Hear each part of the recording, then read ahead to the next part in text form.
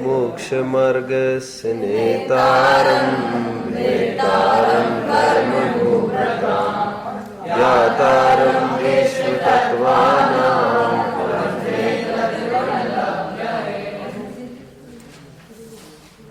कल हमने पारिणामिक भाव का अर्थ क्या देखा था? पारिणामिक भाव का अर्थ स्वभाव, और जो अहेतुक होता है, अकारण होता है, उसे स्वभाव कहते हैं। इस प्रसंग में पारिणामिक भाव का अर्थ अनादि निधन नहीं, ऐसा मैंने कहा था। इस प्रसंग में मतलब सर्वत्र पारिणामिक भाव का अर्थ त्रिकाली ध्रुव ऐसा नहीं होता। उसके लिए एक उदाहरण भी दिया था कल मैंने एक उदाहरण दिया था। दूसरा गुणस्थान पारिणामिक भाव कहा, दूसरे गुणस्थान में। तो वहां पर दूसरे गुणस्थान में पारिणामिक भाव कहा, तो दूसरा गुणस्थान क्या क्या दृष्टि का विषय बनेगा क्या? वहां पर पारिणामिक भाव का अर्थ इतना ही लेना कि वो निरपेक्ष। अब वहां पर किससे निरपेक्ष बताया? दर्शन मोह। दर्शन मोह से निरपेक्ष मतलब दर्शन मोह के उदय से निरपेक्ष, क्षय से निरपेक्ष, क्षयोपशम से निरपेक्ष, उपशम से निरपेक्ष। ठीक। अभी गोमट सार की भी एक गाथा देखी थी हमने, अभी मतलब 1-1.5-2 महीने पहले। दूसरी गाथा, पयड़ी सील सहावो जीवंगानम अनाई संबंधो। याद आ रहा है आपको? फिर उदाहरण भी दिया था, कणयो वले मलम वाह ताणत्थितम स्वयं सिद्धम, जिसकी पूरी थीम टोडरमल जी ने मोक्ष मार्ग प्रकाशक के दूसरे अध्याय में बराबर रखी है। और वहां पर भी उन्होंने भी प्रश्न किए हैं, वहां पर ये कहते हुए कि ये अनादि का जीव का और कर्म का संबंध है। कैसे, क्या कारण है? तो टोडरमल जी साहब ने कहा था वहां पर, यदि कारण होता तो फिर अनादि नहीं होता। कारण कहते ही उसकी शादी सिद्ध होती है। तो अनादि का है मतलब अकारण हुआ, उसी को स्वभाव कहते हैं। जीव और शरीर का संयोग है, क्यों है? ने स्वभाव, प्रकृति। पयड़ी सील साहव, उसको स्वभाव कहा। अभी यहां पर स्वभाव का अर्थ यदि हम त्रिकाल लेते हैं तो कितनी बड़ी आपत्ति आएगी। फिर जीव और शरीर का कभी भी एक दूसरों के साथ वियोग होगा ही नहीं, जबकि ऑलरेडी वियुक्त तत्व है। तो संयोग, यहां पर स्वभाव का अर्थ इतना ही समझना, पहले कौन का पत्ता नहीं खुल सकता। बस एंडलेस अपन जहां तक जाओगे, एंड तो हो ही नहीं सकता, एंडलेस जहां तक बढ़ोगे, कहते वहां पर आप पाएंगे कि बराबर दोनों का सहयोग है। ऐसा कभी नहीं था कि जीव जुदा था और कर्म जुदे थे मतलब अथवा ये शरीर अलग था और फिर बाद में आकर ये शरीर जुड़ गया, या कर्म पहले द्रव्य कर्म नहीं था जीव को और बाद में पहले राग द्वेष की और फिर कर्म आकर जुड़ गए। ऐसा नहीं था कभी भी। अनादि से जीव है, राग द्वेष भी है, द्रव्य कर्म भी है और ये नौ कर्म भी है। अनादि से ये चतुष्टय पड़ा है। उदाहरण दिया था, खदान में से निकला हुआ स्वर्ण पाशा। ऐसा कैसे? स्वभाव, पयड़ी सील सहाव। मैं क्यों इतना उपक्रम क्यों चल रहा है? स्वभाव का अर्थ अनादि निधन, पारिणामिक भाव का अर्थ अनादि निधन, ऐसा सर्वत्र नहीं होता। ये भ्रांति पहले हम हटा देवे। और इसलिए कल एक प्रश्न आया था स्वर्णिम जी का, उनका ये कहना था कि वो तो गुण है, तो स्वभाव कहो, गुण कहो, पारिणामिक भाव कहो, अनादि निधन होना चाहिए, जरूरी नहीं। यहां पर अर्थ इतना ही लेना इसका कि गुण स्वभाव कहेंगे हम इसको, अतर्क गोचरा, जिसमें कोई तर्क काम नहीं करता। तर्क मतलब don't ask why, just accept. अग्नि गर्म क्यों, यह नहीं पूछना। बाय नेचर, नेचर में कोई व्हाई एंड हाउ नहीं होता। समझ में आता है? तो कल हमने एक चीज ये देखी इसके जरिए हमने ये सिद्ध करने का प्रयास किया, वायलेट, हाँ क्या पीछे गया था? नहीं, आप रेगुलरली लेट आते हो क्या? आज ही लेट हुए एक दो बार, तो इसलिए मुझे स्ट्राइक हुआ ना ऐसा। चलो ठीक है, कहाँ तक आए हम? हाँ, मैं ये कहना चाहता हूँ, कल हमने एक चीज की चर्चा करी थी कि सिद्धावस्था में अभव्यत्व होने का तो सवाल ही नहीं, लेकिन भव्यत्व भी नहीं। तो हमारी पूरी मीमांसा इस बात को लेकर है, अभव्यत्व को लेकर किसी को शंका उत्पन्न नहीं हो सकती, क्योंकि वो अनादि निधन भाव है। लेकिन भव्यत्व पहले कभी था और गायब हो गया, ये क्या हो गया? ऐसे परिणामिक भाव जाता भी है क्या? तो उसके लिए ये पूरा हम समझा रहे हैं। पकड़ रहे हैं आप लोग सब? बल्कि मैं और एक चीज आपको कहूं, पढ़ा है तो मैंने आज जो 10th में है उनको भी पढ़ा है पिछले साल, और इस साल जो 8th में है उनको भी लिया मैंने ये सब्जेक्ट। देखो 320वीं गाथा समयसार की, दिट्ठी जहेवनाणम, छोड़ो उस गाथा को। उस गाथा के बाद जयसेनाचार्य देव ने एक बहुत बड़ा एक अपना परिशिष्ट लिखा है, अपनी टीका लिखी एक बहुत बड़ी, और एक प्रकार से 320वीं गाथा की टीका नहीं है वो, 320 समूचा प्रकरण, होल का एक प्रकार से उन्होंने वहां पर एक परिशिष्ट टाइप लिखा। हालांकि नाम वगैरह कुछ नहीं लिखा। ये कितने जनों के ज्ञान में है? मैंने सामूहिक स्वाध्याय में ये 6 महीने पहले यहाँ पर लिया था। सामूहिक स्वाध्याय में टीका पड़ी थी संस्कृत में, जिसका अर्थ आपने किया था यहाँ से। देवेश होता तो आज वो बता था, क्योंकि देवेश ने काफी सारे अर्थ किए थे, यहाँ पर बैठा था आपकी जगह वो 6-7 महीने पहले। तो मुझे कहना ये है, उस टीका में हमने ये देखा था दृष्टि का विषय क्या। तो वहां पर यह बात आ रही थी, प्रश्न ये पूछा जा रहा था कि औपशमिक भाव, बहुत महत्वपूर्ण टीका है जयसेन स्वामी की, वो औपशमिक आदि भाव वो क्षायिक भाव का कारण है क्या? प्रश्न ये पूछा जा रहा था कि पारिणामिक भाव कारण है कि आवधिक भाव कारण है, प्रश्न ये चल रहा था। तो वहां पर स्पष्ट ये कहा था पारिणामिक भाव कारण नहीं। आपको भी लिया मैंने इस बार, आपको सुबह लिया था यहाँ पर मैंने। तो ये कहा था तद्रूपो ना भवति, पारिणामिक भाव कारण नहीं होता। वहां पर फिर ये कहा था कथनचित स्वभाव और मोक्ष ये कथनचित भिन्न है, सर्वथा भिन्न भी नहीं कह सकते और सर्वथा भिन्न भी नहीं कह सकते। याद आ रहा है आपको प्रकरण? कितने जन को याद आ रहा है? सुबह सुबह लिया था कथनचित, सुबह मतलब ये सीढ़ी के बाद का, तो कथनचित भिन्नता उसकी नक्की करी थी। उसमें और एक बात आ रही थी, उसमें ये बात ली थी कि दृष्टि का विषय क्या। तो 53 भावों में से उन्होंने दृष्टि के विषय में भव्यत्व और अभव्यत्व को तो लिया ही नहीं था, ले भी नहीं सकते। वहां पर हेतु भी दिया था, क्योंकि वे पर्यार्थिक नय के विषय है। साथ में ये तक बोले थे कि जीवत्व भी दृष्टि का विषय नहीं है। कोई इस पे प्रकाश डाल सकता है? नहीं है, मतलब आपकी रिसेप्टिविटी, रिसेप्शन कम है बहुत, ग्रास्पिंग।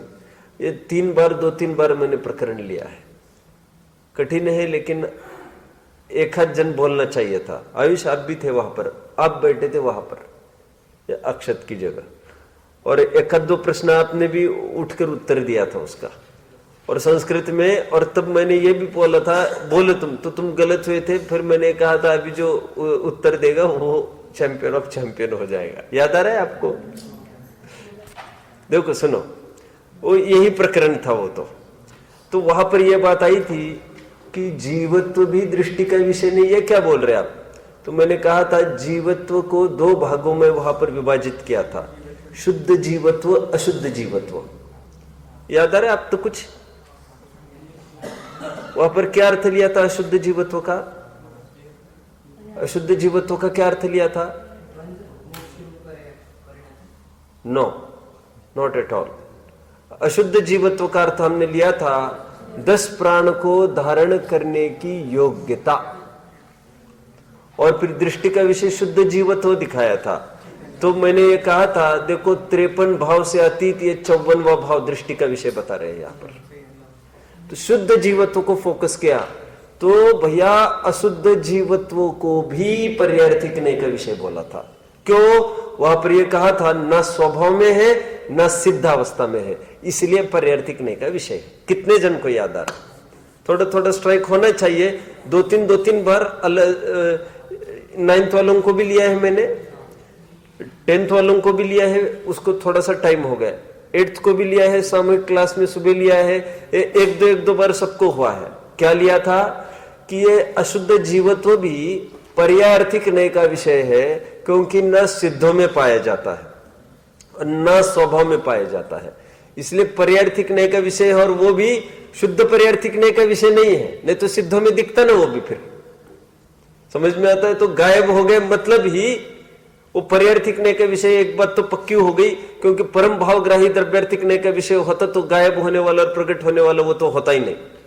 तो ना बंधने वाला, ना मोक्ष होने वाला, ना जन्मने वाला, ना मरने वाला, अनादि निधन तत्व को फोकस करते फिर। और ऐसे तो कुछ नहीं हुआ। चलो, मुझे कहने की बात अभी इतनी सी रही कि वो प्रकरण को मैंने एक बार याद दिलाया, वहां पर भी भव्यत्व अभव्यत्व सिद्धों में नहीं होते ऐसी बात आई थी।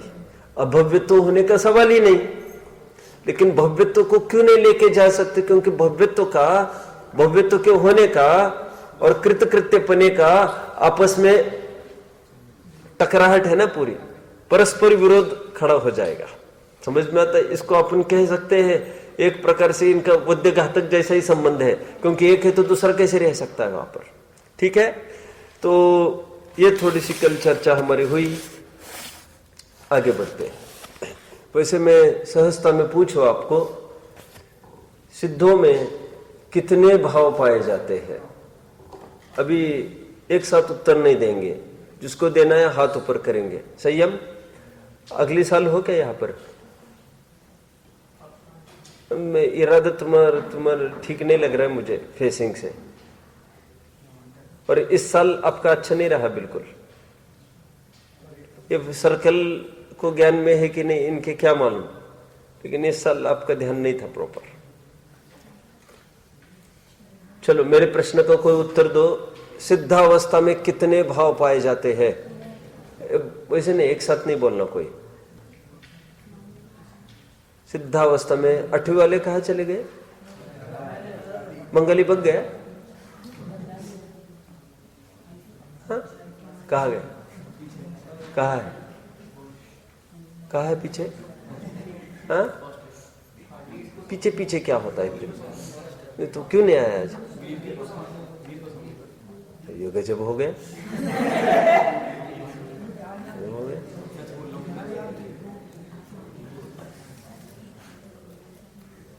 चलो,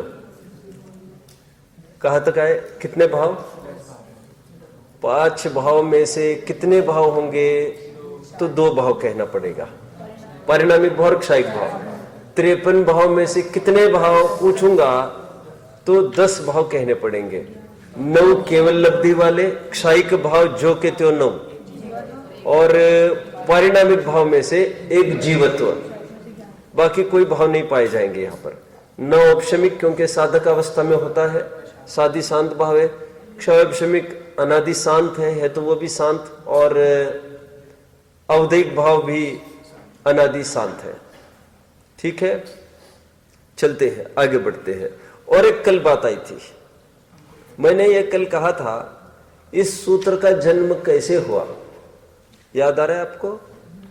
इस सूत्र का जन्म कैसे हुआ? शंकाकार का क्या कहना था? कोई बताएगा मुझे? शंकाकार की क्या शंका थी? उसका क्या कहना था?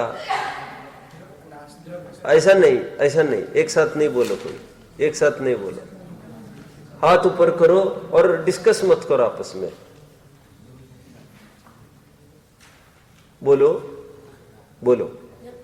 शंका इस पर आ गई थी कि द्रव्य कर्म का अभाव हुआ, तो फिर भाव कर्म का अभाव भी है, दूसरे सूत्र के लिए भाव कर्म का अभाव उसमें निहित हो गया, गर्भित हो गए, इट इज अंडरस्टूड।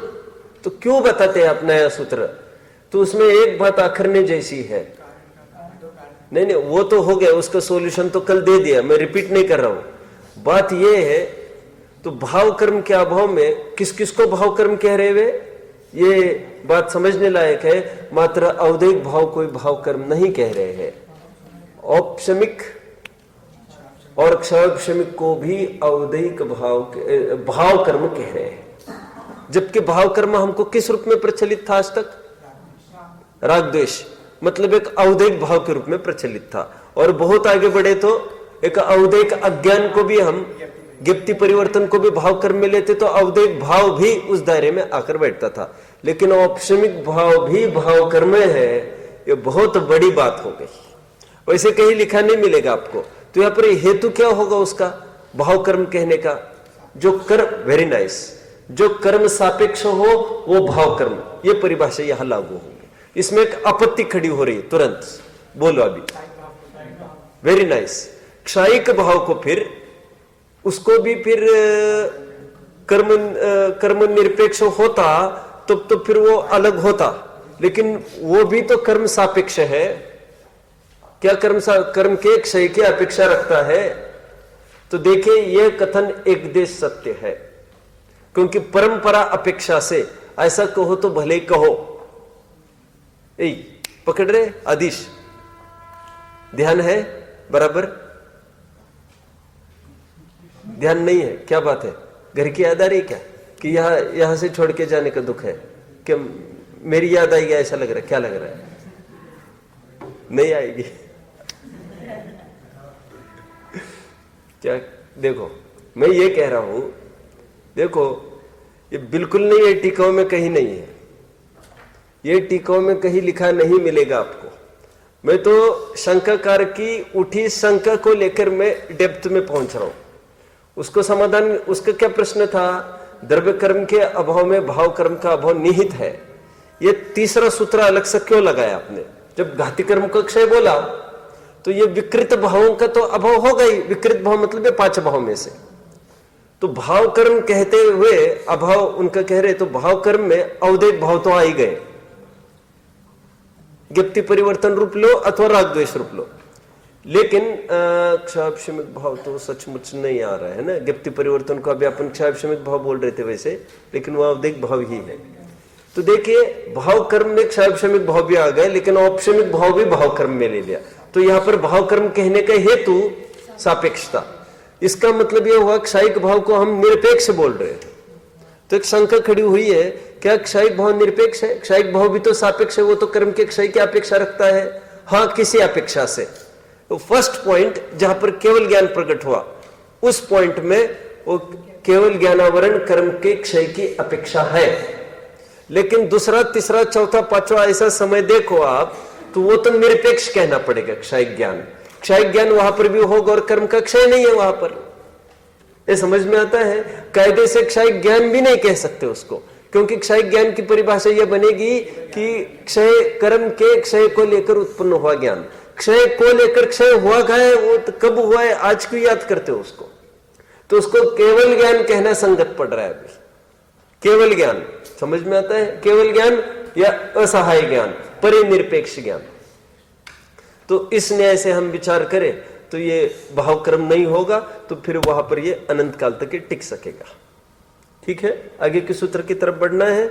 समस्त महत्वपूर्ण बिंदुओं पर हम चर्चा कर चुके हैं। तीसरे सूत्र में किसी को कोई शंका होगी तो पूछ सकते हैं, नहीं तो मैं आगे बढ़ूंगा। है किसी को कोई शंका? आगे बढ़ते हैं। देखिए, चौथा सूत्र में पढ़ता हूं यहां से। क्या बात है? कोई प्रश्न है? बोलो बोलो। तो फिर क्यों समय बर्बाद करते हैं? हाँ? अन्यत्र केवल सम्यक्त्व ज्ञान दर्शन सिद्धत्वेभ्य, सूत्र है आपके पास नहीं है क्या? अभिषेक देखो नीचे।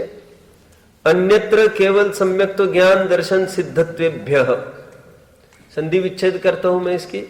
अन्यत्र केवल सम्यक्त्व ज्ञान दर्शन सिद्धत्वेभ्य, इसका कुछ नहीं हो रहा है, सामान्य ही है, सरल है। इसका अर्थ करता हूं मैं। केवल सम्यक्त्व, केवल ज्ञान, केवल दर्शन, और सिद्धत्व को छोड़कर बाकी सबका अभाव होता है। अभाव होता है ये कहां से आया? अनुवृत्ति से लगा लिया, कंटिन्यूएशन में चल रहा है अभाव। और छोड़कर कहां पर आया? अन्यत्र जो लिखा ना, रेस्ट, REST, रेस्ट। रेस्ट मतलब छोड़कर, उसको छोड़कर। तो अन्यत्र उससे छोड़कर, इन चारों को छोड़कर बाकी सबका अभाव होता है। ठीक है, देखिए सिद्धावस्था में और किसका अभाव होता है, प्रश्न ये था। तो ये क्या बोल रहे हैं? ये केवल सम्यक्त्व, केवल ज्ञान, केवल दर्शन और सिद्धत्व को छोड़कर बाकी सबका अभाव, ये सूत्र में इतना बोला है। मतलब ये एक प्रकार से अस्थि परक नहीं बोला इन्होंने नास्ति परक बोला। नास्ति परक क्यों बोला? क्योंकि नास्ति में क्या क्या बोलते, क्या क्या गिनाते, तो अस्थि की तरफ से गिना ये है, इसको छोड़ के बाकी कुछ नहीं है। ठीक है, ऐसी शैली का प्रयोग अपने समय सार आदि में भी होता है। इसके अलावा अन्नम परमाणु में तंपी, ठीक है, और 49वीं गाथा ले सकते हैं, अरसमरूवम गंधम अवत्तम छेदना गुणम सद्दम जान अलिंग गहनम जीवमणि दिट्ठ संठानम। ऐसी शैली का प्रयोग होता रहता है। तो यहां पर भी क्या देखो, जानने लायक बात यह है, वैसे कोई आपको पूछे, प्रश्न मंच यदि होवे तो ऐसा प्रश्न हो सकता है। तकलीफ यह है, गहन अध्ययनशील ही प्रश्न मंच करा सकता है। तकलीफ में तो इतनी रोचकता आ सकती है, आप कल्पना नहीं कर सकते। देखो कोई ये पूछे, बस बोलो तत्वर सूत्र में, तो तत्वर सूत्र की भी छोड़ दो थोड़ी देर के लिए, केवल सम्यक तो क्या चीज है, क्या बोल रहे हैं? केवल सम्यक तो हमने केवल ज्ञान सुना है, केवल दर्शन सुना है, और केवल सम्यक तो हमने सुना ही नहीं आज तक। तो सुन लो केवल सम्यक तो। आज ये केवल सम्यक तो यहां पर दिया है, ये सूत्र नंबर 4 में।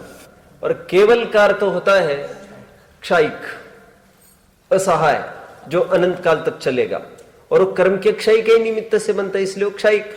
तो यहां पर क्षयिक सम्यक्त्व को केवल सम्यक्त्व कह दिया इन्होंने। ठीक है, एक महत्वपूर्ण बात यहां पर आ गई। अभी थोड़ा सा याद करते, हम थोड़ा सा विचार करते पहले।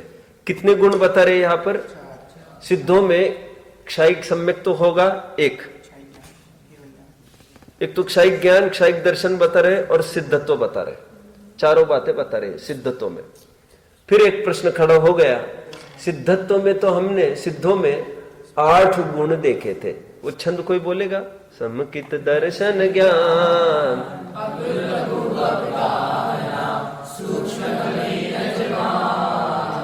जा नहीं रहा है, तुम मुंह हिला रहा है, बस आ रहा है तुझे? सच बोल, बोल नहीं रहा? अरे अब ऐसा कर रहा था कुछ बनावटी? चल ठीक है, अच्छा बोलने का प्रयास कर रहा था, चल ठीक है। 8 गुण बताए सिद्धों के, क्षयिक सम्यक्त्व, क्षयिक ज्ञान, क्षयिक दर्शन, वीर्य, फिर अगुरु लघुत्व, अवगहनत्व, अव्यपादत्व और सूक्ष्मत्व।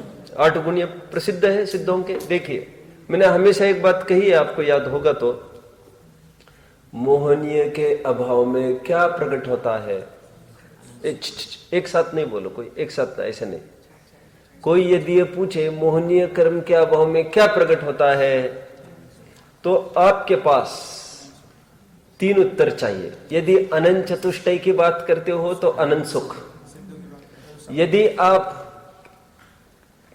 केवल लब्धि की बात करते हो, नवक्षयिक भावों की, तो मोहनीय के अभाव में क्षयिक दर्शन, क्षयिक सम्यक्त्व कहो, और क्षयिक सम्यक्त्व और क्षयिक चारित्र 2, क्योंकि सुख इज इक्वल टू श्रद्धा प्लस चारित्र हो गए ये।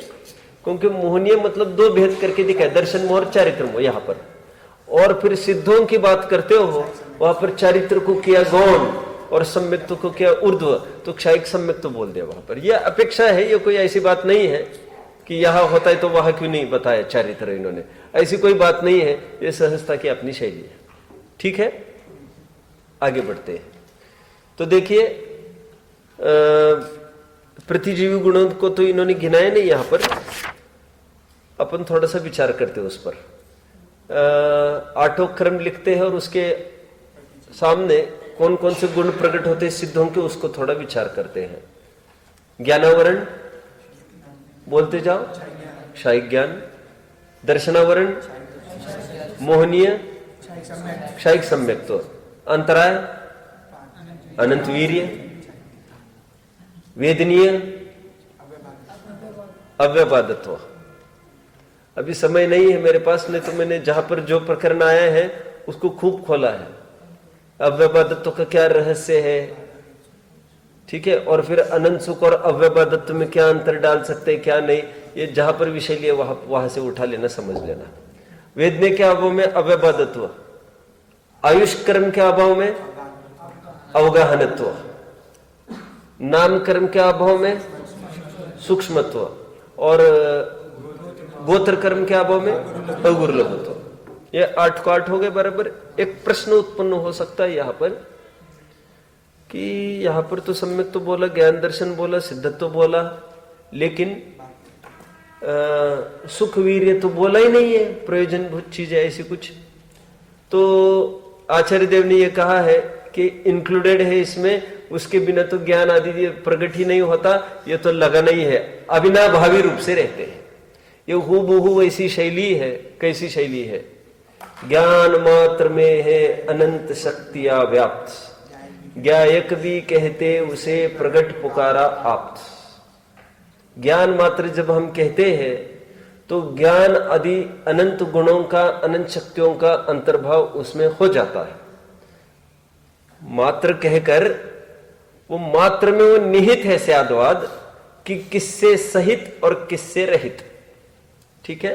तो यहां पर भी ऐसा समझना, तो कहते हैं यहां पर हमने इतना कहा है, तो जो अविनाभावी रूप से रहने वाले गुण है वहां पर, गुण मतलब निर्मल पर्याय। गुण मतलब ये निर्मल पर्याय ही तो है, उन्हीं को गुण कहा जा रहा है ना। गुण मतलब वो कोई त्रिकाल गुण की बात थोड़ी चल रही है यहां पर। तो ये सुख वीर्य आदि सब इसमें समाहित समझना। शंका कार्य की उत्पन्न हुई थी शंका, आचार्य देव ने उसका निराकरण किया। अब और क्या क्या फलित हो रही देखते हैं हम। पहले हम ये विचार करें, सिद्धत्व जो प्रकट हुआ है वो कौन से कर्म के अभाव में प्रकट हुआ है? सिद्धत्व जो प्रकट हुआ है वो कौन से कर्म के अभाव में प्रकट हुआ है? प्रश्न समझ में आता है? ये हमको एक एक चीज लगानी है तो सिद्धत्व भी लगाना पड़ेगा। अथवा आप यूं विचार करें कि औदैक भाव, 21 औदैक भाव बताए थे, 21 औदैक भाव बताए, उसमें असिद्धत्व बताया, दूसरे अध्याय का 5वां सूत्र होगा, तो उसमें असिद्धत्व बताए। तो असिद्धत्व कौन से कर्म के उदय से था? दोनों प्रश्न समझ में आ रहे हैं? या तो ये बताओ कि असिद्धत्व कौन से कर्म के उदय से था? औदैक भाव तो था ही, है ही। अथवा ये बताओ यहां पर सिद्धत्व हुआ है कौन से कर्म के क्षय के निमित्त से हुआ है, ये आपको बताना है। किसी के पास है कुछ बताने लायक? सिद्धत्व में 8 कर्म लेना है आपको, 8 कर्म के क्षय के निमित्त से, और 4 अघाती तो लेने ही है। क्यों? क्योंकि असिद्धत्व 14वें गुण स्थान तक कहा, तो असिद्धत्व का कारण वो अघाती कर्म का तो उदय कह रहे थे अपन। तो यहां पर सिद्धत्व का कारण उन अघाती कर्म का अभाव, क्षय, ऐसा लेना पड़ेगा। और फिर लेना हो तो पूर्व परंपरा से घाती कर्म का क्षय भी इसमें निमित्त बोलो, चलेगा सिद्धत्व में, ठीक है। तो ये अर्थ हुआ। अब इसका रहस्यमय क्या अंतरंग स्वरूप है उसको थोड़ा सा विचार करते हैं। देखो ये सूत्र लिखने का क्या उचित बना, हम थोड़ा सा उसका विचार करते हैं। इसमें कितने मतों का खंडन होता है कोई बताएगा? अप्रोच करो थोड़ा कोई। एक तो सबसे पहले चारवाक मत का खंडन हुआ, वेरी नाइस। चारवाक मत का खंडन कैसे हुआ कोई बताएगा? चारवाक मत मतलब भौतिकवाद। जो रस्ते फिरू लोग हैं आम तौर पर आज, जो भोग पिपासा वाले हैं, जिनको कुछ नहीं, बस किसने देखा है स्वर्ग नरक वाले हैं, यावत जीवम सुखम जीवेत, जब तक जीना है सुख चैन से जियो, ऋणम कृत्वा घृतम पीवेत, वो ऋण ले लेकर भी घी पियो। आगे बोलो। भस्मीभूतस्य देहस्य पुनरागमनम कुतः। ये देह का यहीं पर भस्म हो जाएगा, भस्मीभूतस्य देहस्य, ये देह का यही भस्म हो जाएगा, इसका मतलब। और फिर पुनरागमनम कुतः, कहा पुनरागमन आदि की बात करते हैं तुम, कहा भव भवांतरों की बात करते हैं, किसने देखा है आगे अगला भव स्वर्ग और नरक, क्या है ये, रियलिटी में आप जियो, स्वप्न में मत जियो, ऐसा वे लोग अपने को समझाने लगते हैं। तो मुझे कहना यह है कि चार्वाक मत का खंडन इसके जरिए कैसे हुआ। चार्वाक मत का खंडन इसके जरिए ऐसा हुआ कि उन्होंने जीव की सत्ता पंच महाभूतों की मिलने से मानी थी। और मोक्ष का निरूपण वे इतना ही करते हैं, मोक्ष वोक्ष कुछ नहीं होता, ये देह, ये मरना ही मोक्ष होना है, फिर गत्य गत्यांतर ऐसा कुछ भी नहीं होता। भस्मीभूत से देह से खत्म हो गया। तो चार्वाक मत का खंडन हो गया ये कहने के लिए क्या कि मोक्ष नामक चीज है। वैसे जीव की सत्ता तो अनादि अनंत है, नाशवास होता नहीं है, ठीक है। मोक्ष नामक कोई पदार्थ है, इस बात की सिद्धि हुई।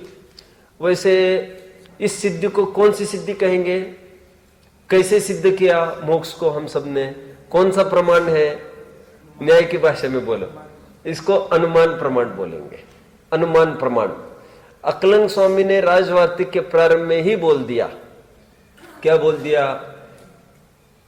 पहला ही सूत्र था सम्यक दर्शन ज्ञान चारित्राणी मोक्ष मार्ग, तो मोक्ष पहले ही टकराया वो वर्ड, तो वहां पर उन्होंने पहले सूत्र में ही खोला कि मोक्ष अत्यंत परोक्ष है।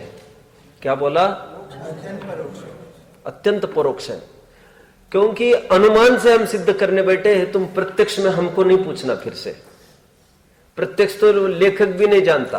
क्या बोला मैंने, लेखक कौन है, छद्मस्त है ना। अरहंत होगा तो अरहंत भी नहीं जानते। क्या कहा मैंने, स्वानुभव प्रत्यक्ष है क्या उनको मोक्ष का, अरहंतों को है क्या। अरे डरते क्यों, घबराते क्यों हो, क्या है, प्रकट हो गए कि मोक्ष उनको। अरहंतों को स्वानुभव प्रत्यक्ष मतलब अपना मोक्ष रूप पर्यक वेदन है क्या, नहीं है। आप समझते हैं, पारमार्थिक प्रत्यक्ष उनके प्रकट हो गया है, वेदन नहीं कर सकते मोक्ष की पर्याय का। ज्ञान तो सकते हैं, वेदन नहीं कर सकते। क्या बोला, ये प्रकरण यहां पर भी आएगा। क्या बोला मैंने, चिन्मय बोलेगा, चिन्मय जान तो सकते हैं पर वेदन नहीं करते। क्या फर्क है दोनों में।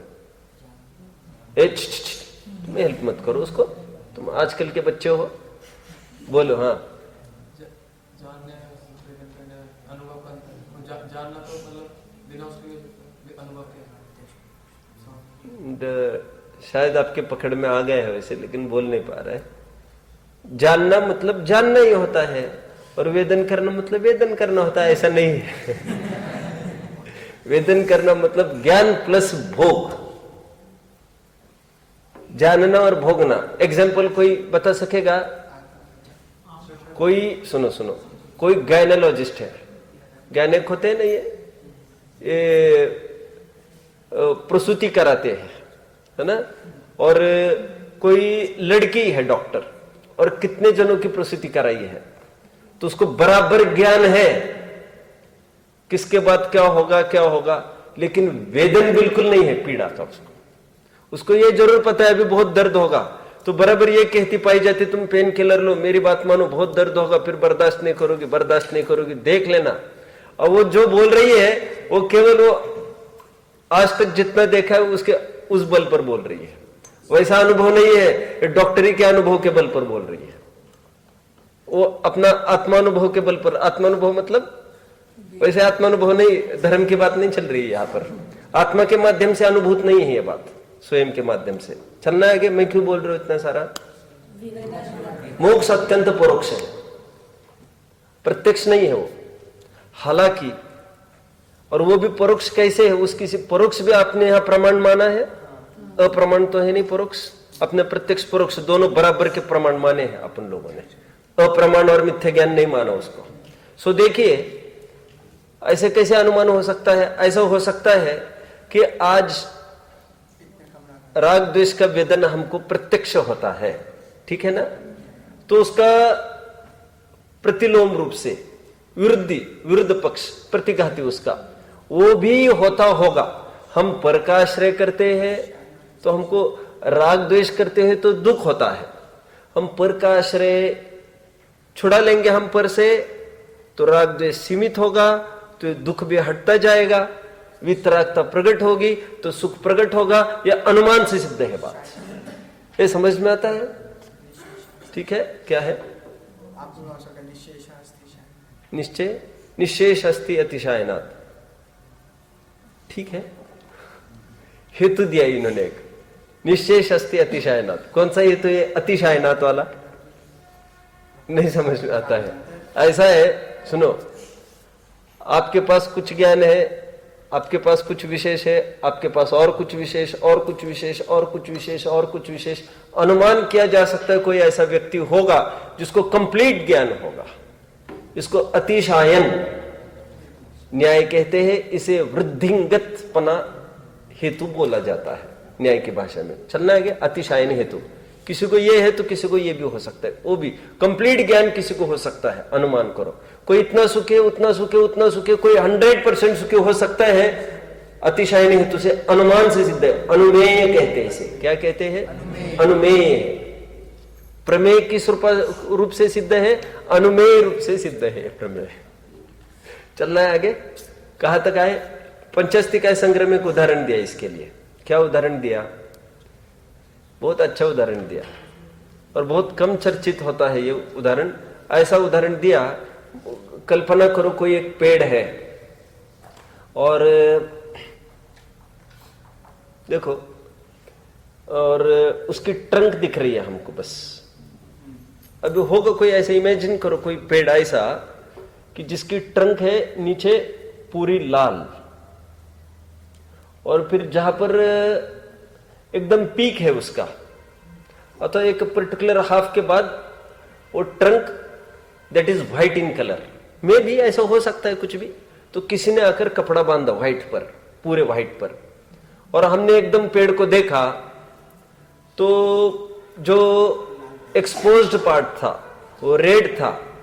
उससे हमने अनुमान किया कि ये हिडन पार्ट भी रेड ही होना चाहिए। तो कहते ऐसा नहीं है। तो ठीक उसी प्रकार ये हेतु दिया अमृतचंद्र स्वामी ने टीका में। किसके लिए हेतु दिया मालूम? कि जितना दिखता है उतना वैसा ही होता है, उसी से अनुमान कराना सबका, ये ठीक नहीं है। वहां का सुख भी ऐसा ही होता होगा, इंद्रिय जितना हमने आंखों से देखा है। इससे तो तुम्हारी कुप मुंडकृति ख्याल में आई। समझ में आता है? इससे कोई तुम्हारी व्यापक सोच ऐसा नहीं ख्याल में आया कुछ। ठीक है, देखो अब वो भी उदाहरण ढीला पड़ जाएगा यहाँ पर। कौन सा उदाहरण? नहीं, आजकल लोग, पहले लोग बोलते थे ना, कल एग्जाम है क्या स्वर्णिम? कब है एग्जाम? अभी हुआ होगा अभी पढ़ाई वगैरह हुई हो गया? पढ़ाई हुई होगी आपकी? नहीं, कोई टेंशन है क्या? पीछे मुड़ के क्या है पीछे? आपको हो तो घड़ी यहां लगा सकते हैं फिर कल से। चलो, कहां तक आए? हाँ देखो, सुनो, आपको पता है ये अभी होता है कि नहीं ये नहीं पता। अभी तो एडवांस्ड हो गए बहुत ये एज। हमारे टाइम में ऐसा कहते थे, इंटरव्यू में ऐसे प्रश्न पूछते हैं। कैसे प्रश्न पूछते हैं? तो ये कहते थे कि जैसे सामने कोई आकर, ये तो कुछ भी बहुत फालतू ऐसा बोलते थे, अभी तुम चढ़ के आए, कितनी सीढ़ी थी? देखो सुनो, अभी एक सन क्यों होगा तो बोलेगा कुछ भी, फिर कुछ भी बोलेगा, मतलब कि इंटरव्यू काहे के लेने आया, हम क्या क्या नफा रहे हमसे तुम, फालतू कुछ भी है ना ये तो। कोई अभी कोई ये भी कहते थे, ये पूछ सकते हैं आपको, ये कोई आईक्यू भी नहीं था, ये मगज में, अरे हम तो लिफ्ट से आए, बोल तो क्या कहना चाहते हैं? नहीं, खेल ही खत्म है। सुनो, अभी आईक्यू का तो ये प्रश्न हो सकता था। देखो मुझे तो क्या कहना है समझा दे। आप बैठे हो, बोलो, इसमें घटित करना है मुझे, फिर कौन सिद्धांत बताता है मुझे देखना है। आप, क्या नाम है आपका सासने वाले? उद्देश्य। सुनो, आप बिल्कुल, आपके पीछे जो दीवार है उसका रंग बताना जरा, और आप मुड़े तो कहते साहब गेट आउट। क्यों? तो आईक्यू नहीं समझता तू? आईक्यू मतलब तुम्हें अकल चाहिए, अकल। पीछे की दीवार का रंग कहने के लिए तुम पीछे मुड़ के देख रहे, तुम तुम्हारे आगे देखकर तुम बता सकते थे वो। Oh I am sorry, I am sorry. देखो, लेकिन ये नहीं चलेगा उदाहरण आज।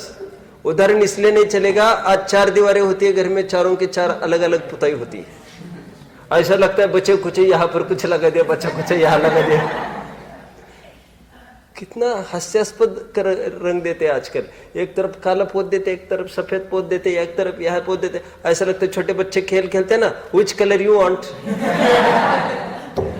तो फटाफट उनकी खेलते गए। तुम लोग नहीं खेलते? हम लोग छोटे थे बहुत खेलते थे।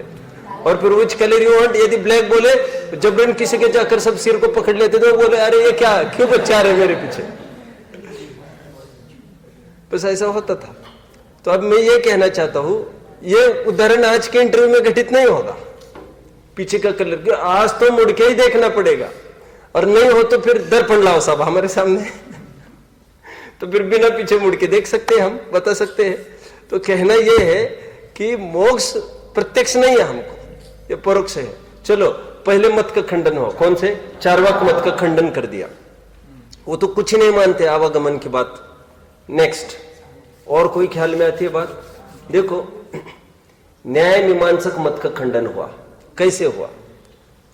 ऐसा खंडन हुआ, वे लोग मोक्ष तो मानते हैं, जीव की सत्ता भी मानते हैं, अनादि निधन, मोक्ष भी मानते हैं, लेकिन मोक्ष का स्वरूप वे मानते हैं सुख दुख ज्ञान से रहित। समझ में आता है? अब कोई मत लिख लो बस, अब कोई नैयायिक मीमांसक लिखने की आवश्यकता नहीं आपको। इतना कौन कौन से मत का खंडन हो रहा है उतना आपको समझना जरूरी है। वे क्या मानते हैं? सुख दुख ज्ञान का अभाव। तो भैया ऐसा जो उन्होंने बोला सुख दुख ज्ञान का अभाव, तो जैनियों ने यह प्रश्न करा कि ज्ञान का अभाव, ये कैसी बात करते हैं आप? अपनी सत्ता का विनाश? हाँ, क्योंकि उन लोगों ने जीव की सत्ता मानी ऐसी थी। कैसी मानी थी?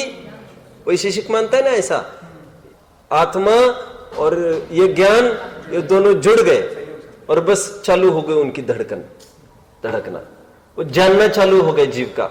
तो मतलब मिला हुआ मानते हैं, सो अभी वियोग हुआ भी मानते हैं। तो मोक्ष का स्वरूप ऐसा मानते हैं। और फिर जब मोक्ष में न सुख है न दुख है, इतना उद्यम काय के लिए कर रहा है फिर जीव?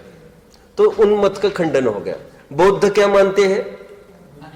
मैं अपने में सब घटित करके दिखाऊंगा अभी, अपने जैन दर्शन में ये सब अन्य मत घटित करके दिखाऊंगा, और ये सिद्ध भी करूंगा अभी अभी कि ये संप्रदायवश्य विपरीत भ्रांति हो गई है। हम भी उसको कैसे घटित करें मैं आपको दिखाऊंगा। बुद्धि आदि गुणा उच्छेदा मोक्षा कौन मानता है? बौद्ध मानते हैं। प्रदीप निर्वाणवत कौन मानता है? ये भी बौद्ध मानते हैं। ये दीपक जैसे बुझ जाता है वैसे आत्मा खत्म होता है, बस नाश। फिर मोक्ष का स्वरूप और मानते, 2-4 दिन पहले मैंने बताया था कि परमेश्वर में जाकर विलीन होते हैं। ब्रह्माद्वैत वाले मानते हैं ऐसा, यही मोक्ष है, हम उसी के अंश है, फिर उसी में जाकर मिलना है कहते हैं। अभी हीनादिक रूप से हम किस प्रकार सबको स्वीकार करते मैं थोड़ा सा बताता हूं आपको, ठीक है? उनका क्या कंसेप्ट है उनकी वे जाने, अपन घटित करके दिखाएंगे। क्यों? सुख दुख का अभाव, वो मोक्ष हम मानते हैं कि नहीं मानते हैं? सुख दुख का अभाव वो मोक्ष, ये प्रवचन सार में सर्वत्र टोन है पूरी। वहां पर इंद्रिय सुख दुख समझना था और वे इतना नहीं समझ पाए, तो बस नया मत खड़ा हो गया। तो इंद्रिय सुख दुख मतलब ही दुख था वो। एक बात तो ये हुई। बुद्धि आदि उच्छेदा मोक्षा, ये घटित हो रही है अपने में। ज्ञान का अभाव मोक्ष अपन लोग मानते हैं ऐसा? मानते, बिल्कुल मानते हैं। बुद्धि का उच्छेद, बुद्धि का अर्थ होता है क्षौक्षमिक ज्ञान, इंद्रिय ज्ञान का विच्छेद हो गया। जैसा भी सुख का मानो वैसे ज्ञान का मानना था, बस इतनी सी बात थी। अच्छा आप ये बताओ, प्रदीप निर्वाणवत, जिस प्रकार दीपक बुझ जाता है वैसे मोक्ष होता है, ये बात सत्य है? फिर जीव का नाश होता है? हाँ, संसारावस्था का नाश होता है। देखो सुनो, द्रव्य का नाश होता है कि पर्याय का नाश होता है? पक्का? अरे भाई ऐसा नहीं है। द्रव्य ही उत्पन्न होता है, द्रव्य ही नाश होता है, द्रव्य ही जो का त्यों बना रहता है, द्रव्य ही नित्य है और द्रव्य ही अनित्य है ना भैया। क्या सक्षम गड़बड़ हो जाएगी क्या फिर? मैं सही कह रहा हूं आदिश? ध्यान नहीं है अभी भी? हो गए, सेट हो गए क्या कि फिर से चला गया था कोटा? कितनी बार कोटा जाके आए वैसे आज? 20 दफे गया होगा। अभी फ्रीक्वेंसी बड़ी होगी आप लोगों की। देखो सम्यक तो होने के पहले वो विचार विकल्प चालू होते, वैसा हो गया। घर पर जाना है तो कहाँ तक आए? नहीं, और बात क्या चल रही है? वो आत्मा का ही नाश होता है, ये बात बिल्कुल सही है। जैनी मानते हैं ऐसा आत्मा का नाश? अरे जैनी प्रत्येक द्रव्य का नाश मानते हैं, इसमें कौन सी बड़ी बात है? सर्वथा नाश नहीं मानते, सर्वथा नाश नहीं मानते, कथनचित नाश मानते, कथनचित उत्पाद मानते हैं। ये रहस्य की बात है। हम जो कहते परे उत्पन्न होती परे नाश होती है, ये एक इंप्रूव्ड लैंग्वेज है। समझ में आता है? इंप्रूव्ड लैंग्वेज मतलब एक simplified language, you can call it as, not improved language, simplified language है वो समझने के लिए, मंद बुद्धि वालों के लिए। बट टू द पॉइंट, कथन तो परे का नाश ऐसा नहीं, द्रव्य ही उत्पन्न होता है, द्रव्य नाश होता है, द्रव्य ही जो कथ्यो बना रहता है। उत्पाद वे ध्रुव युक्तम सद द्रव्य लक्षणम, ये द्रव्य के लक्षण था। आगे बढ़ना। और वे मानते हैं ईश्वर में लीन होना। हम मानते कुछ ऐसा, हम भी मानते हैं ऐसा। हम कैसा मानते हैं? देखो, सिद्धों की अपेक्षा ये यही के जीव सब वहां पर जाकर लीन हो जाते हैं ना, वहां पर चले जाते हैं, बस अपने अपने प्रदेशों में बने रहते हैं। कोई आपत्ति नहीं है मानने में, एक ही स्थान पर, हाँ एक ही स्थान पर 45 लाख योजन वाले। या तो ऐसा मानो, या तो फिर और एक प्रक्रिया है मानने की। ये मानो लीन हो गए परमात्मा में, हाँ परमात्मा में लीन हो जाता है। परमात्मा मतलब अपने शुद्धात्मा में पूर्णतः लीन हो जाता है। ये इस प्रकार अन्य मतियों का खंडन हो जाता है। मोक्ष के रूप में कुछ ऐसा मानते हैं ना, गुणों का ही अभाव मानते हैं मोक्ष में, सर्वथा नास्ति, खत्म होना। तो कह रहे गुणों की तो पूर्ण अभिव्यक्ति का नाम मोक्ष है।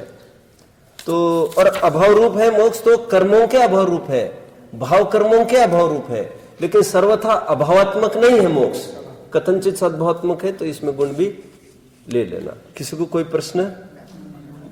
ओम नमः।